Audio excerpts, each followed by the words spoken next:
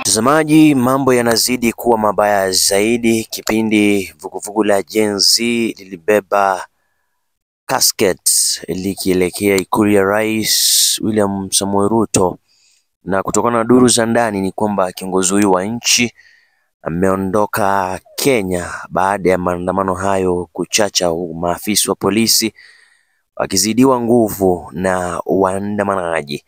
Taarifa nyingine ni kuwa serikali imeagiza vyombo vyote vya habari, televisheni kusitisha kupeperusha maandamano hayo moja kwa moja. Maafisa kadhaa wa polisi wameripotiwa kuumia, huku mtu mmoja hadi hivi sasa akitangazwa kufariki dunia baada ya kupigwa risasi na mwanapolisi katika kaunti ya Machakos. Ndizo taarifa za hivi sasa.